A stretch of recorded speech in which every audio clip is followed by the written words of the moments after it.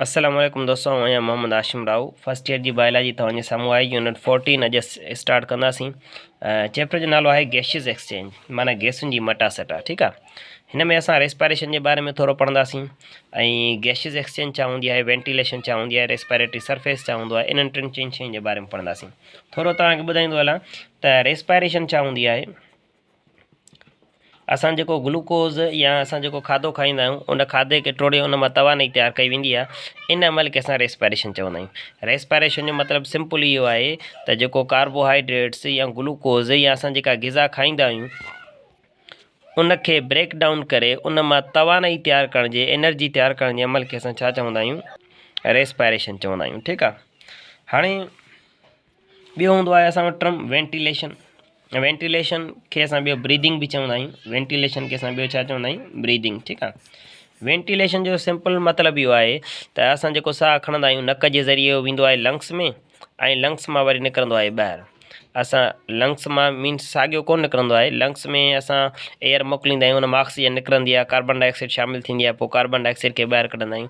त ई एयर जी जेका इहा मूवमेंट आहे इनखे असां वेंटिलेशन या ब्रीदिंग चवंदा आहियूं। त ब्रीदिंग छा हूंदो आहे, जेका movement of air from lungs to your mouth, lungs to your nose, lungs खां वठी करे नोज़ ताईं एयर जी जेका मूवमेंट आहे इनखे असां ब्रीदिंग या वेंटिलेशन चवंदा आहियूं। इन में तव्हांखे ॿ शयूं नज़र ईंदियूं। हिकिड़ो असां साह खे अंदरि कंदा आहियूं, ॿियो असां साह खे ॿाहिरि कढंदा आहियूं।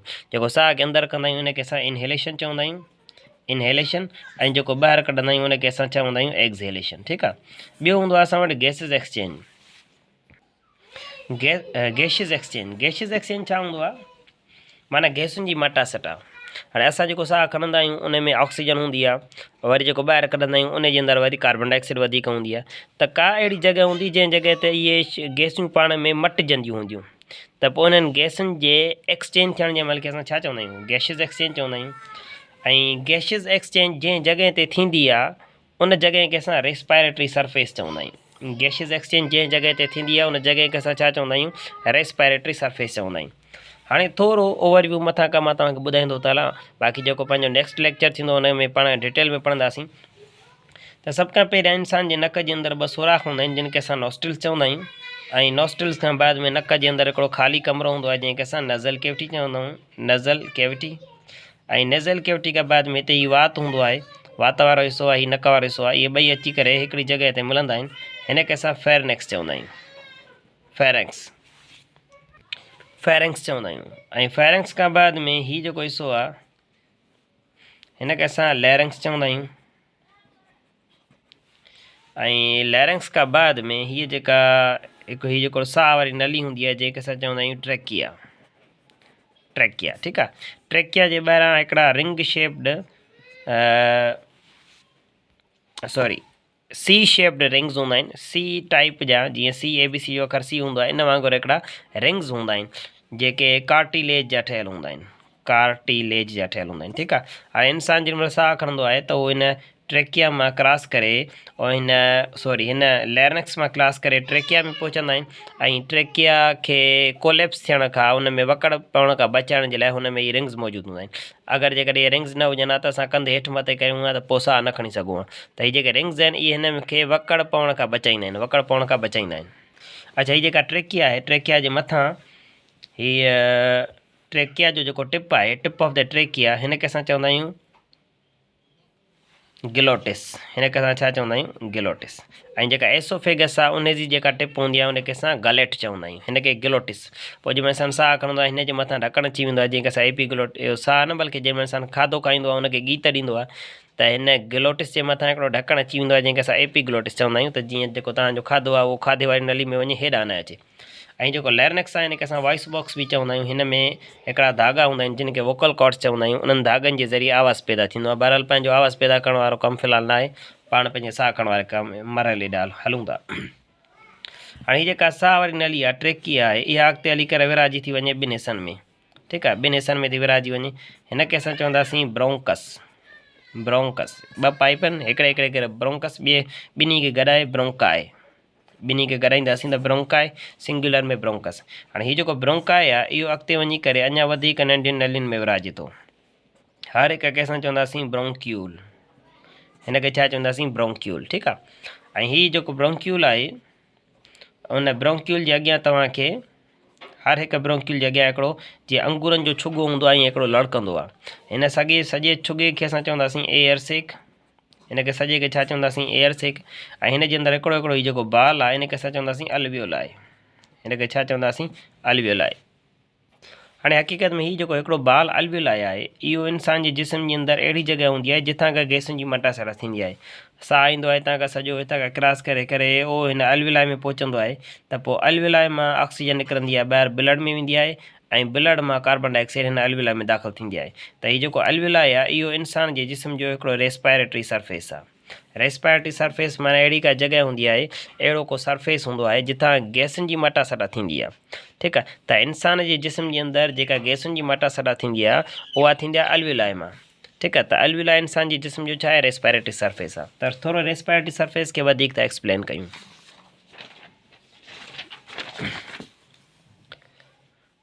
त हाणे रेस्पायरेटरी सरफेस छा हूंदो आहे, हिकिड़ो अहिड़ो सरफेस हूंदो आहे जिथे गैशियस एक्सचेंज थींदी आहे, टेक्स प्लेस थींदी आहे। ठीकु आहे। जेके असांजा यूनिसेल्युलर जानदार आहिनि उनजी जेका सॼी बॉडी आहे उहा रेस्पायरेटरी सरफेस तौर ते कमु थी करे। सपोज़ के हिकिड़ो बैक्टीरिया आहे। हाणे बैक्टीरिया में ऑक्सीजन किथां खां बि दाख़िल थी सघे थी, कार्बन डाइऑक्साइड किथां खां बि निकिरी सघे थी, छाकाणि त उहो ठहियल हिकिड़े सेल जो आहे ऐं सेल जे में सेल मेम्ब्रेन हूंदी ऐं सेल मेम्ब्रेन मां किथां खां बि का बि शइ दाख़िल थी बि सघे थी, निकिरी बि सघे थी। त यानी जेको यूनिसेल्युलर जानदार आहिनि जहिड़े तरीक़े सां बैक्टीरिया आहे उहे पंहिंजे पूरे जिस्म खे एज़ अ रेस्पायरेटरी सरफेस तौर ते इस्तेमालु कंदा आहिनि। ठीकु आहे। उन खां पोइ इंसेक्ट्स जीतनि जी ॻाल्हि कंदासीं। जहिड़े तरीक़े सां ग्रॉस हॉपर थियो, कॉकरोच वग़ैरह जेके जीत आहिनि उहे कहिड़े तरीक़े सां उन्हनि जो रेस्पायरेटरी सरफेस छा हूंदो आहे। ठीकु आहे। इहे जेके जीत हूंदा आहिनि इन्हनि में हल्का हल्का हिकिड़ा ओपनिंग्स हूंदा आहिनि पूरे जिस्म जे अंदरि, तक़रीबन 10 सोराख़ हूंदा आहिनि। उन्हनि सोराख़नि खे असां स्पायरकल चवंदा आहियूं। हीअ जेके स्पायरकल्स आहिनि इहे तक़रीबन आमतौर ते 9 खां 10 हूंदा आहिनि। जीतनि जे जिस्म जे अंदरि सोराख़ हूंदा आहिनि ऐं उन्हनि सोराख़नि खां पोइ ही सोराख़ त हुनजे जिस्म में ई मौजूदु हूंदा आहिनि ऐं उन्हनि सोराख़नि खां पोइ पोयां हिकिड़ा ट्यूब निकिरंदा आहिनि जिन खे असां ट्रैकियल ट्यूब्स चवंदा आहियूं। हुननि खे असां छा चवंदा आहियूं ट्रैकियल ट्यूब्स। ऐं उन्हनि ट्रैकियल ट्यूब्स मां वरी नंढा नंढा ट्यूब्स निकिरंदा आहिनि जिन खे असां ट्रैक्यूल्स चवंदा आहियूं। ठीकु आहे। ऐं उहे जेके ट्रैक्यूल्स आहिनि उहे वरी हर हिकु सेल ताईं पहुचंदा आहिनि ऐं पोइ उते ऑक्सीजन ॾेई करे कार्बन डाइऑक्साइड खणंदा आहिनि। ठीकु आहे। डायरेक्टली हाणे इंसान जी जिस्म जे अंदरि छा थो थिए, इंसान पंहिंजो जेको आहे सो ऑक्सीजन आहे उहो पंहिंजे ब्लड में थो शामिलु करे ऐं पोइ ब्लड वरी हर हिकु सेल ताईं थो पहुचाए। पर जीतनि में ईअं कोन्हे को। जीतनि जे अंदरि छा थींदो आहे, सोराख़ हूंदा आहिनि ऐं उहे उन्हनि सोराख़नि जे पोयां हिकिड़ो ट्यूब हूंदो आहे जिन खे असां ट्रैकियल ट्यूब चवंदा आहियूं ऐं उहे ट्यूब वरी वधीक नंढनि ट्यूब्स में विराजंदा आहिनि जिन खे असां ट्रैक्यूल्स चवंदा आहियूं। ठीकु आहे। ऐं पोइ उहे ट्रैक्यूल्स डायरेक्टली ऑक्सीजन खे खणी करे ॾेई ईंदा आहिनि सेल खे। त हिन में को बि माना कोन्हे को जो पहिरियां रत में शामिलु थिए पोइ रत खणी वञे, ईअं न हूंदो आहे हिन में। ठीकु आहे। इन क़िस्म जी जेका रेस्पायरेशन हूंदी आहिनि इन खे असां ट्रैकियल रेस्पायरेशन चवंदा आहियूं जेका आमतौर ते जीतनि में थींदी आहे। ठीकु आहे। उन खां अलावा मच्छियुनि जी ॻाल्हि कयूं त हाणे मच्छियुनि जे अंदरि जेको रेस्पायरेटरी सरफेस आहे, मच्छियूं थियूं या एम्फीबियंस थिया, इन्हनि में वरी गिल्स हूंदा आहिनि। ठीकु आहे। कलियूं हूंदियूं आहिनि जेके रेस्पायरेशन कराईंदियूं आहिनि ऐं हीअ डायरेक्टली लिखियलु आहे absorb dissolve oxygen from water. हीअ वाटर पंहिंजे जिस्म जे अंदरि दाख़िल कंदियूं आहिनि ऐं करण खां बाद में पोइ उन मां जेको ऑक्सीजन आहे उनखे एब्ज़ॉर्ब कंदियूं आहिनि, बाक़ी कार्बन डाइऑक्साइड खे रिलीज़ करे छॾींदियूं आहिनि। इन क़िस्म जो जेको रेस्पायरेशन आहे हिनखे असां ब्रोंकियल रेस्पायरेशन चवंदा आहियूं। Bronchial respiration. अच्छा, जहिड़े तरीक़े टेडपोल जी ॻाल्हि कंदासीं त जेके ॾेॾर जा बच्चा हूंदा आहिनि उहे बि गिल्स जे ज़रिए रेस्पायरेशन कंदा आहिनि। ठीकु आहे। गिल्स जे ज़रिए पोइ अॻिते हली करे वॾा थींदा आहिनि त पोइ हुन में लंग्स बि अची वेंदा आहिनि। अच्छा, मेमल्स थिया, रेप्टाइल्स थिया, बर्ड्स थिया, हीअ जेके आहिनि हीअ आमतौर ते जीअं इंसानु साह खणंदो आहे अहिड़े तरीक़े सां हिन जो रेस्पायरेशन सेम हूंदो आहे। इनखे असां पल्मोनरी रेस्पायरेशन चवंदा आहियूं। हीअ आमतौर ते लंग्स यूज़ कंदा आहिनि रेस्पायरेशन जे लाइ। लंग्स जे अंदरि वरी छा अलवियोलाई, त अलवियोलाई हक़ीक़त में छा हूंदा आहिनि, हिननि जा रेस्पायरेटरी सरफेस हूंदा आहिनि। अच्छा, उन खां अलावा अर्थवॉर्म थियो, फ्रॉग थियो, इन्हनि जी वरी स्किन हूंदी आहे रेस्पायरेशन कराइण जे लाइ। ठीकु आहे। हा, फ्रॉग्स जेॾीमहिल फ्रॉग्स जी जेका स्किन हूंदी आहे सा मॉइस्ट हूंदी आहे, उहा घेमियल हूंदी आहे ऐं घेमियल हुजण जी वजह सां उहा ऑक्सीजन खे एब्ज़ॉर्ब करण में मदद कंदी आहे जेॾीमहिल उहो पाणी जे अंदरि हूंदो आहे। ठीकु आहे। त हीअ अर्थवॉर्म जेको आहे इहो बि इन जी स्किन जी रेस्पायरेशन कराईंदी आहे ऐं इन क़िस्म जी रेस्पायरेशन खे असां क्यूटेनियस रेस्पायरेशन चवंदा आहियूं। क्यूटेनियस जो मतिलबु आहे स्किन जे ज़रिए कई वञे ऐं उन खां अलावा ॿिए ई मुख़्तलिफ़ तव्हां जे साम्हूं डिस्कस कया आहिनि जेके बि लिखियल आहिनि। हाणे हीअ जेको रेस्पिरेटरी सरफेस आहे हिन जूं कुझु प्रॉपर्टीज़ आहिनि, ठीकु आहे। त हीअ जेको रेस्पिरेटरी सरफेस आहे इहो कीअं हुअणु घुरिजे, त गैसुनि जी मटासटा तमामु घणी थींदी। त पहिरीं नंबर ते जेका पॉइंट आहे सा इहा आहे त जेके रेस्पिरेटरी सरफेस आहे उहो मॉइस्ट हुअणु घुरिजे। छा हुअणु घुरिजे? मॉइस्ट मीन्स आलो या घिमियल। अगरि जेतिरो वधीक आलो या घिमियल हूंदो ओतिरी गैशियस एक्सचेंज वधीक थींदी, ठीकु आहे। उन खां पोइ सेकेंड नंबर ते ॿी जेका प्रॉपर्टी आहे उहा हुजे त हीअ परमिएबल हुजे। परमिएबल जो मतिलबु आहे त उहो उन जो जेको सरफेस आहे उन में हल्का हल्का सोराख हुजनि। हाणे ॾिसो, अगरि जेकर को सरफेस आहे जंहिंमें सोराख न हूंदा त उन मां कार्बन डाइऑक्साइड ऑक्सीजन त कान निकिरी चेंज थी सघंदी न। त पोइ हिन में अगरि जेकर सोराख हूंदा त गैसिस एक्सचेंज थींदी, जेकर सोराख न हूंदा त कोन थींदी। त पोइ अहिड़ो सरफेस जंहिंमें हल्का हल्का सोराख हुजनि असां उनखे परमिएबल चवंदा आहियूं। त रेस्पिरेटरी सरफेस लाज़मी आहे परमिएबल हुअणु घुरिजे। त इंसान जूं हीअ जेके एल्वियोलाई आहिनि इहे मॉइस्ट बि हूंदियूं आहिनि ऐं प्लस में हिन में हल्का हल्का सोराख बि हूंदा आहिनि, ठीकु आहे, यानी परमिएबल बि आहे। उन खां पोइ थर्ड नंबर ते थिन हुअणु घुरिजे। ॾिसो, हिकिड़ो सरफेस रेस्पिरेटरी सरफेस एतिरो थुल्हो आहे ऐं ॿियो वरी हेतिरो आहे। त हाणे हिन में छा आहे, हिन में अगरि जेकर ऑक्सीजन वेंदी त उहा जल्दी हली वेंदी, पर हिन में ऑक्सीजन जेकर क्रॉस कंदी त हुनखे क्रॉस करण में टाइम लॻंदो। त रेस्पिरेटरी सरफेस जो थिन हुजणु ज़रूरी आहे। त हाणे असांजी जेका एल्वियोलाई आहे न उहा सिर्फ़ु सिंगल लेयर ऑफ सेल जी ठहियलु आहे। आमतौर ते ॿिया जेके उज़व आहिनि इंसान जिस्म जे अंदरि उन में छा थींदो आहे, हिकिड़ो सेल जो लेयर हीअ आहे, वरी ॿियो सेल जो लेयर हीअ हूंदो आहे, वरी टियों सेल जो लेयर हीअ हूंदो आहे, माना खोड़नि सारनि सेल्स जा लेयर हूंदा आहिनि।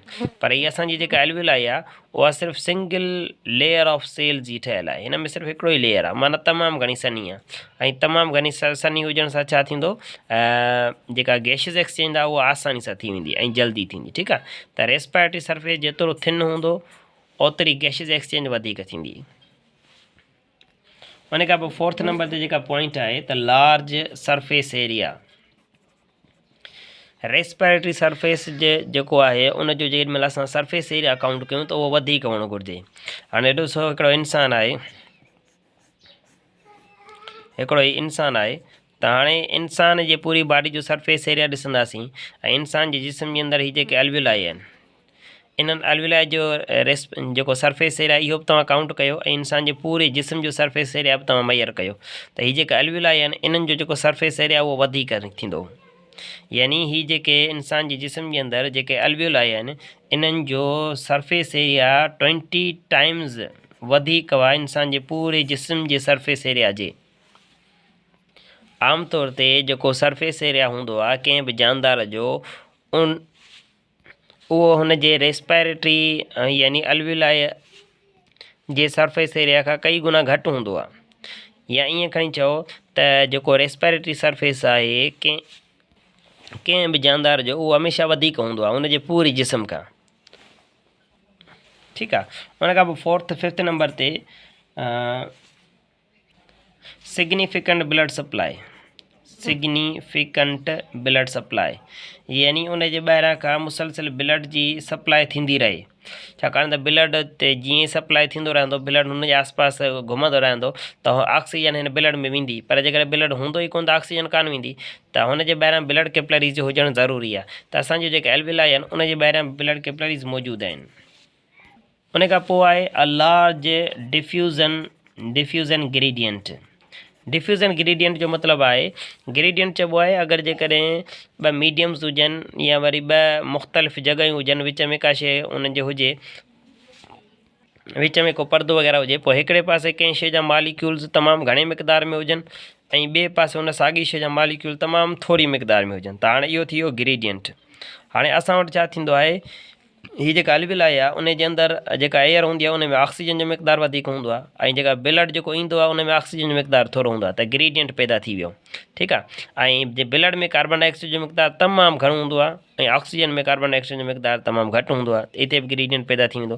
त यानी इहो फ़र्क़ु हुजणु ज़रूरी आहे, हिकिड़े पासे मालिक्यूल्स वधीक हुजनि, ॿिए पासे मालिक्यूल्स घटि हुजनि। पर जेकर ईअं हुजे हा, सपोज़ कयो हीअ एल्वियोलाई आहे, ऑक्सीजन जे अंदरि बि 2 मालिक्यूल आहिनि ऐं ब्लड में बि ऑक्सीजन जा 2 मालिक्यूल हूंदा आहिनि। जेकर ॿिन्ही पासे जेकर 2 हूंदा त हाणे हिते त डिफ्यूज़न जो अमल थींदो ई कोन न। डिफ्यूज़न जो अमल तॾहिं ई थींदो जॾहिं हिकिड़े पासे मालिक्यूल्स ज़्यादा हुजनि, ॿिए पासे मालिक्यूल्स घटि हुजनि।